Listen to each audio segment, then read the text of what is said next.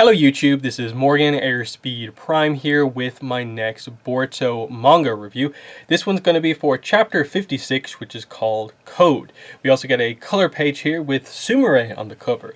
And it's not just a random character choice here. Sumire actually plays a reasonable role in the chapter, in that they seem to have found a position for her, a way to use her in the story. She's going to be Amado's assistant, I guess, while he's in the Leaf Village, which is an interesting position in that they linger on her in a few moments here in quite kind of interesting ways, in that is she perhaps spying on Amado, but she also would want to learn from someone who is as skilled as him in ninja tools. So interesting decision to go down that road with the character.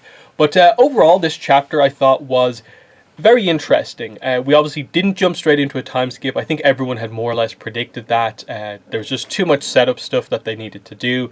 They needed to establish what Code's plan is to get his revenge, because it's him on his own. He needs to build up a team because most of Kara is gone.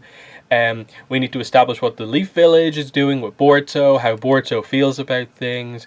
Does Kawaki have any sort of a plan for how to potentially get rid of Boruto's karma mark? And stuff like that, just addressing a lot of what has just happened and where we're heading next. Because the time skip is going to happen at some point relatively soon, so you need to set up what the characters are doing during that time skip. And we got some of that here.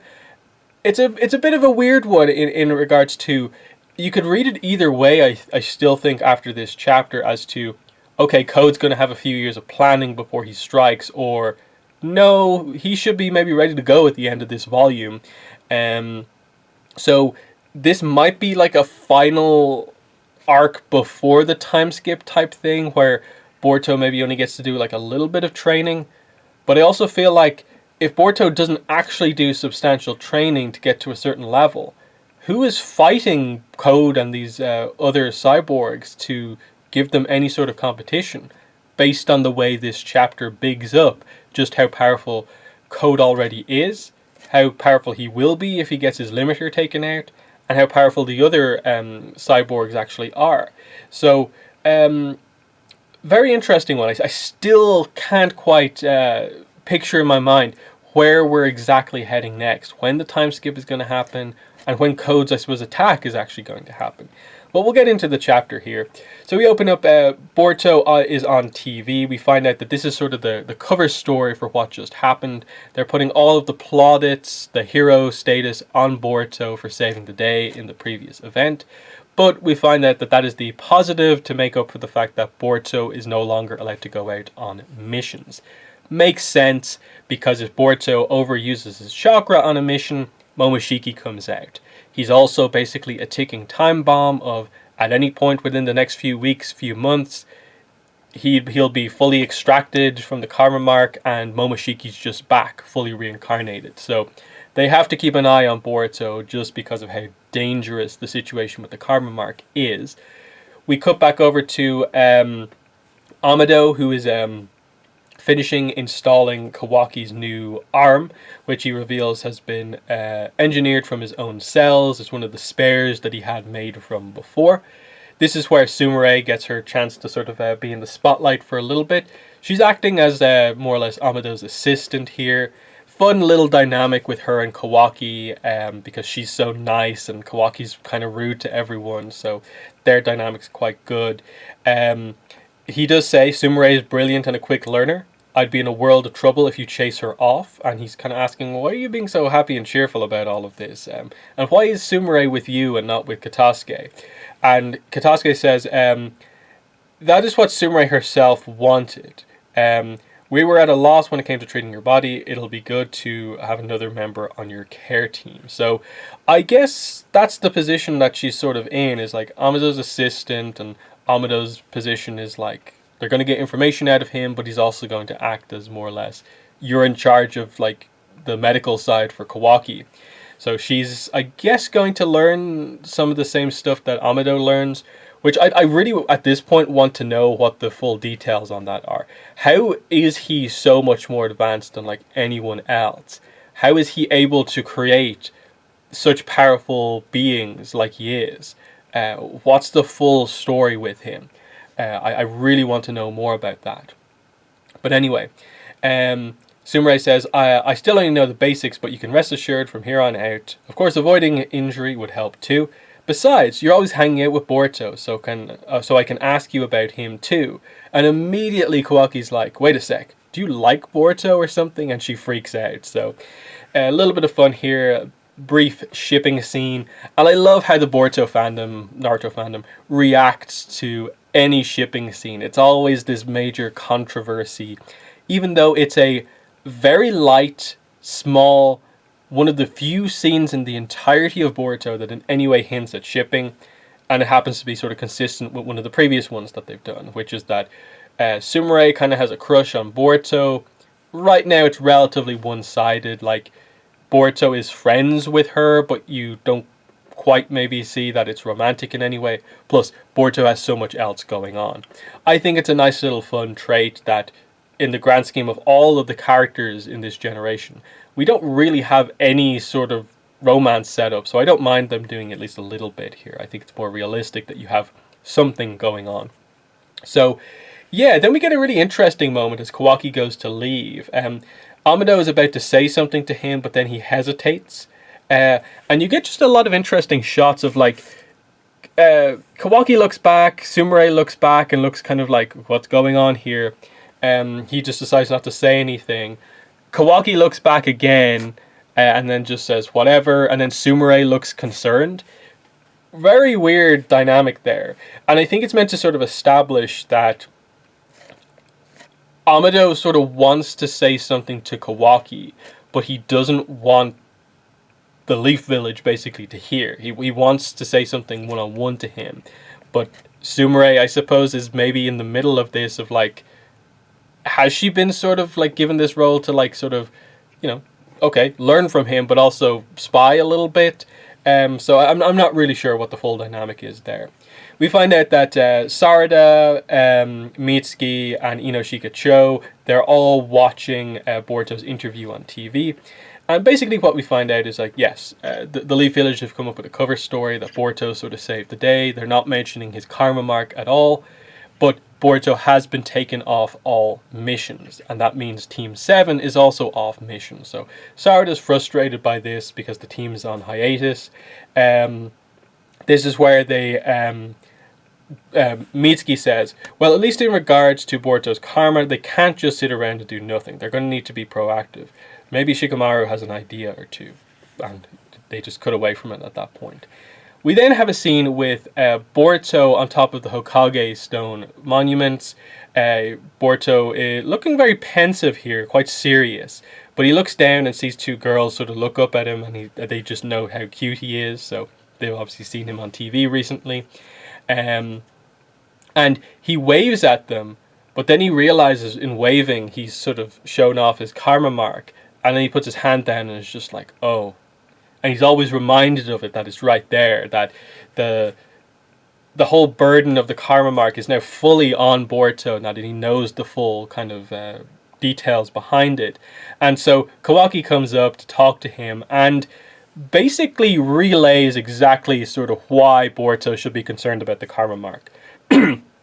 So he says, based on what we've learned so far, both of our bodies are about 80% Otsutsukified already, and for you in particular, the Otsutsuki data is still continuing to extract. And when that's completed, the moment you finish becoming Momoshiki's vessel, you, Boruto, will disappear somewhere, and he will supposedly resurrect in your body.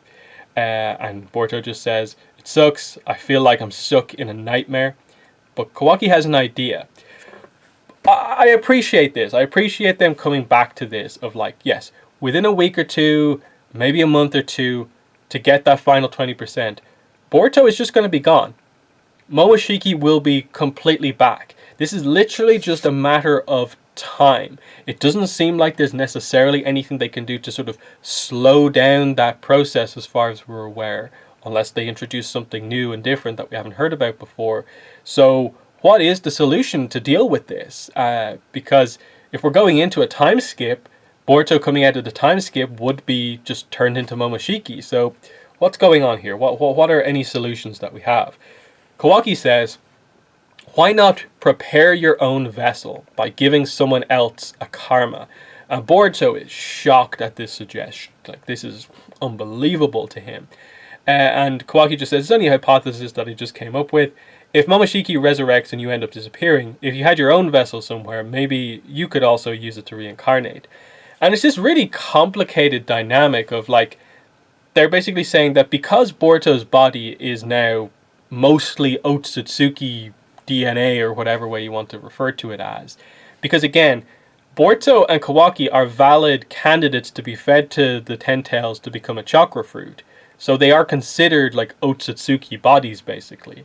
So he's going with the idea that you have a karma mark that you can use. The power is there, the weapon side of it is there for you to use, and you're a vessel. So what if you, as an Otsutsuki, use that power to create your own karma mark, a Boruto karma mark, on someone, so that when eventually Momoshiki's karma mark fully extracts within you, he'll take over your body, you'll die, and then you'll resurrect into the body you had set up. That way, it frees Boruto from the Momoshiki connection.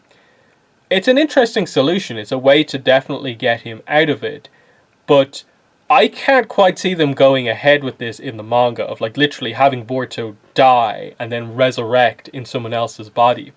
Now, the solution that they come to is basically that Boruto doesn't want to sacrifice anyone by doing this, but Kawaki is just like, you could use code, that way we'd know it would work, because he survived Jigen's ritual, so, you know, he's an enemy and it would work. There's someone who you could use. And it's like, wait, is this really the story direction that we're going in? That we're sort of, right now, before any of this stuff has actually happened, we're planting the seed in fans' minds that what's going to happen in the future is that Boruto is ultimately going to have control over Code's body, and Momoshiki is going to have control over Boruto's body. A lot of body switching stuff going on here with the Otsutsuki situation. Obviously, there's a lot of complex situations that are going to happen before we get anywhere near that. But they're setting up the idea that it is theoretically possible for Boruto to create a karma mark of his own, which I didn't think was a thing that could happen, but we'll have to wait and see. Because I have always felt, since they introduced it a few chapters ago, that the idea that the karma mark, before it actually fully activates and the new Otsutsuki is reborn, is actually like morphing the body into being Otsutsuki. That's always been like a little bit of a weird point, but now they're making something more out of it. I don't really know how this necessarily works with regards to like the other stuff, and that Code, the whole idea with Code is that he's been given the task of create the chakra fruit, and then if you eat the chakra fruit, you'll become an Otsutsuki. Because obviously the vessel side of the karma has failed for Code, so the only way for him to become an Otsutsuki is to eat the chakra fruit, which will just, I suppose, override everything. So that's kind of interesting, in that it makes the idea of like someone becoming an Otsutsuki this very fluid thing, and it makes it seem like less like a species type thing and kind of like more of a parasite that, you know, you can just become. You don't have to be born an Otsutsuki, you could just become one. And that really gets into the idea of origin story for the Otsutsuki is something we are going to need at some point. But anyway, we move on, and we have Code arriving at a wintry sort of fortress. There's a door out in the wilderness, and he's about to go in. But we cut back to Amado talking to Naruto and Shikamaru. Again, it's all about Code at this section, and we basically get the idea. He's the last Kara inner left. If all the inners are gone, Kara is basically done for. So he has the Ten Tails. We're informed about that, the danger of the Ten Tails plus Code. Code can get to the Ten Tails in that different dimension because he has a special ability that's not space-time ninjutsu, but basically works like that. So that's an interesting one. There are other abilities that make space-time ninjutsu possible. So that's interesting. So we now know immediately, so okay, we have to deal with the Ten Tails, we have to deal with Code. That is the plan for the Leaf Village. But Amado warns them, Code isn't like the others, he's special. And we get that shown to us when we cut back to Code arriving up to the door that he's found. There's some guards here. This is Boro's cult facility. And so he's like, I know Boro, let me in. They don't want to, so he realizes he's going to have to kill them. And we get him activating some of his powers here, which is making the claws come out of his hands. So I suppose that's a sort of similar ability to Kawaki's one in terms of like the body modification stuff. But anyway, we cut back to Kawaki and Boruto talking some more about code. So the ritual from the past, we see Kawaki looking at all the others around him die as the karma fails to work with them. He, of course, gets it, of course, and becomes the vessel. But he notes that there are only 2 of us left. And when he woke up, he found out that code had also survived. But he only got the karma, he didn't become a vessel, which explains the white karma mark that he has. In that they establish here that Code went through the same sort of shakes and spasms that usually killed the other kids, but he didn't die. And so that's sort of the basic backstory of like Code becoming who he is now. So that's kind of nice to know. But yeah, we see Code in action at this point. He has the claws, of course, but the other thing that he uses is that the black band along his head is actually part of his power set. He's able to basically put these black bands on things. As you can see, he sort of like stretches them across the place, sort of like a form of tape almost. And then he's able to sort of just appear out of a section of this black band anywhere he wants. So if there's this black band anywhere on the battlefield, he can just pop out of it, or as we later see, he can like put a part of himself into the band and have it come out of anywhere else. So it's definitely a form of sort of space-time type thing, but just done in a different way through these like bands, whatever they are. I'm guessing it works even better because he has one attached to his head, so he's always like connected to the bands, and that's why he can just like appear like he does. So he does some pretty cool stuff, like he pops up behind one of the guys on the band behind him and just kills him. And then we have another situation where he puts a band on one of the guys and then just places his hand into the band far away, and the hand comes out of the guy. Really, really cool, clever use of these powers. I'm so excited to see Code properly in action, to see what they do in the big fights with him. There seems to just be some basic applications of his skills. But either way, he kills these guards and is going to walk into the facility here. We cut back to Amado explaining to Shikamaru and Naruto about Code. He can't be used as a vessel with the karma remained. That's possible. Amado does state that, there's still a lot we don't know about karma, and the reaction that took place in Code's body is especially astounding. His combat abilities exceeded even Jigen's, and everyone is shocked by this. He says, almost every member of Kara has had their body remodeled in order to strengthen it, but it's the exact opposite in Code's case. He's had limiters put in to check his formidable strength in order to avoid undermining Jigen's position as leader. So we find out about his religious devotion toward the Otsutsuki, especially Ishiki, and that's why he was allowed to live. So there's, because he also mentions here at this point, actually, there were several cyborgs among those I had created that greatly surpassed Jigen's power, but they were all disposed of as per Jigen's orders. So this is a crazy sort of reveal here, that Kara could have been this even more powerful organization as we saw it, but because Jigen was actually weaker than some of his recruits, he actually had them disposed of, but as we'll learn in a minute, they weren't disposed of. Shikamaru does ask, had you built them to take Jigen down, the cyborgs? He says, well, yes. It was after that, upon taking into account all sort of scenarios, that I came up with Kashin Koji, but I digress. To sum it up, Code is an exception who escaped disposal due to his unwavering loyalty. He was Jigen's strong right-hand man. If he finds out Ishiki's been defeated, he will likely seek retribution, and this is where the good guy side of things figure out, these are the targets Code is going to be after. He's going to be after Naruto, Boruto, Sasuke, Amado, and so on, and Kawaki, because they were all involved in the fight that ultimately led to Ishiki's defeat. That's who he'll want revenge against. Makes sense.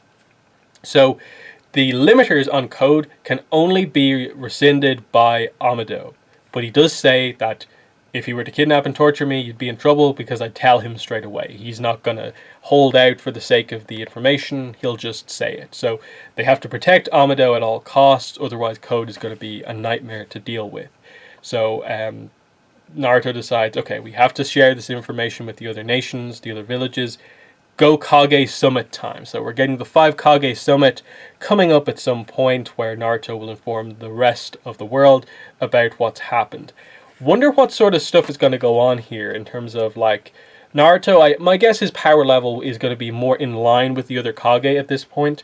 He'll still be relatively powerful, but not the level he was at before. So where do we stand on this? Like this powerful shinobi in the other nations, are they going to have to introduce some new characters who are maybe a bit more powerful than we thought? Who knows? But interesting stuff still. Just makes sense at this point. Potentially multiple enemies like Code who are much more powerful than Ishiki. Yeah, we need to deal with that, so bringing everyone in makes sense. We cut back to Boruto and Kawaki talking. So Boruto is still very concerned about the idea of implanting the karma into someone else, given what's happened to him. But he does say, I feel like it's possible. Very interesting. If we're supposed to become Otsutsuki, it would stand to reason that we could use their special moves in jutsu, like space-time ninjutsu. Boruto asked the question. Code already has karma. Is it possible to give him a different karma?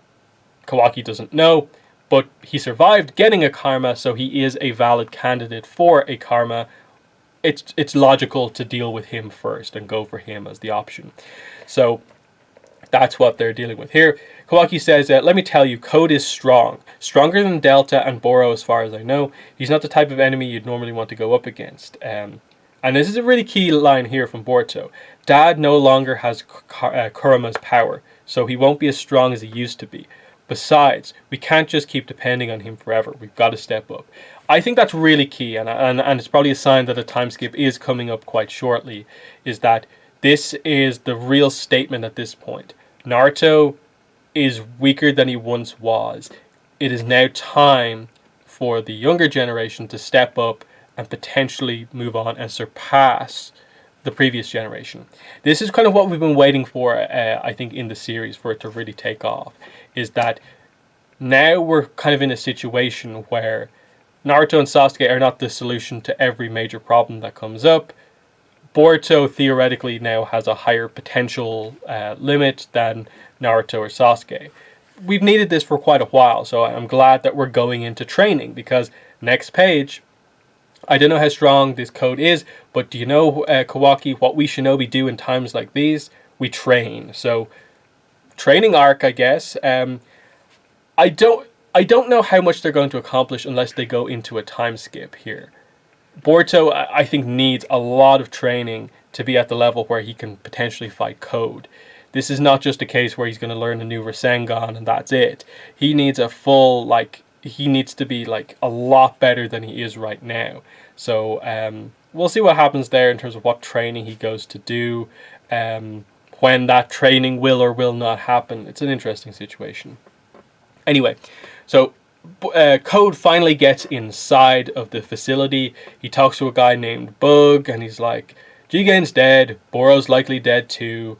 How's Ida? Can you tell me what's going on with her? And he's like, well, what are you talking about? And he says, I'm pretty sure Boro secretly stored several cyborgs here that Jigen had ordered to be scrapped. Though I don't know his motive, maybe some ace up his sleeve. Anyway, take me to them.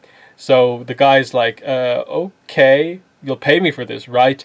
And so he escorts Code into the room. We see a pod, and we go around to the window, and we get introduced to this new character. Bora looks in the window and is like, hello, Ida, or Ada. You who knows everything in this world.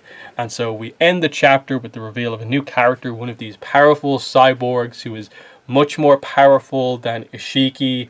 And I suppose the question I have right now is, right now, Code with his limiter on, I'm guessing Ida is more powerful than Code, and that they're going to work now to get Code's limiter removed so he can properly be the leader.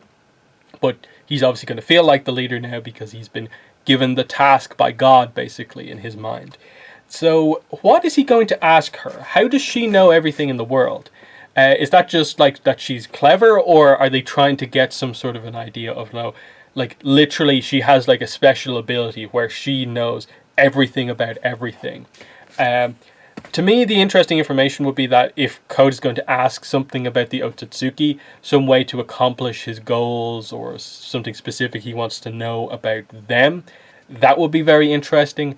I'd obviously question a little bit how she would necessarily know that sort of stuff, and it's maybe not as interesting if he's just going to ask her like, where do I find Boruto or something like that. That'd be a bit not that interesting. But yeah, we're going full Dragon Ball Z Android saga here, aren't we? I don't mind it because I think they've set it up quite well, and the potential of like, yeah, these could lead to some really good fights. The question I have, I think, coming out of this is just timeline wise, how's this working or not? Like, how is the time skip going to make sense? And that Code wants revenge, but why would he need multiple years of setup to make that happen? Because all of the younger characters are going to need a couple of years of training to get to the level where they're in any way a threat to these cyborg characters here, who are established to be like really, really powerful. So that's probably the main question I have coming out of the chapter that I can't really come up with much of an answer to. There's still a lot of stuff to work with. Like, I assume we're going to get to see the Kage summit and establish what sort of plan of action the world has. We're going to have Boruto investigating his own powers with the karma mark and determining if he can indeed create a vessel out of someone. He's going to have to just develop his powers full stop. Might this potentially be the time to delve into the Jogan a little bit? That's, again, one of the bigger mysteries as well. What is the significance of that? Because as much as this chapter led you down the road of believing that Boruto is going to get taken over Momoshiki and will need to reincarnate to survive, I still believe Boruto will ultimately maintain his own body, just because it'd be kind of weird to explain how the Jogan transfers with Boruto from body to body, but I don't know the full specifics on that. So I'm guessing that will potentially activate to stop Momoshiki from doing the full transfer over, but maybe something else has happened. Because Kawaki obviously has to get a karma mark at some point. Who's he going to get it from? It would have to either be, at this point, Boruto's karma mark, Momoshiki's karma mark, or if Code becomes an Otsutsuki, succeeding in his plan, Code's karma. They're kind of the only options really on the table at this point. And who gets it? I think the Boruto karma mark, like Kawaki actually having that, is actually a really interesting idea. That maybe the whole thing with Code trying to implant the karma mark into Code fails. And Kawaki thinks, last ditch, the only thing I can do to save Boruto is have him implant the karma mark into me, as some way to like slow down Boruto's progress or something like that.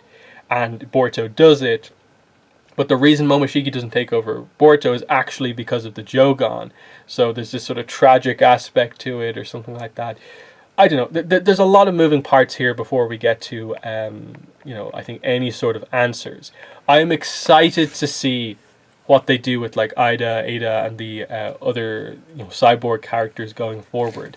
My guess is that I think the next 3 chapters are going to be more of setup chapters, and we'll see if we then at the end of that are going into Code's attack straight away in the present, and Boruto has had like 3 chapters worth of training, or if we're then going to go into the time skip as Code prepares all of his like android army or whatever way you want to talk about it.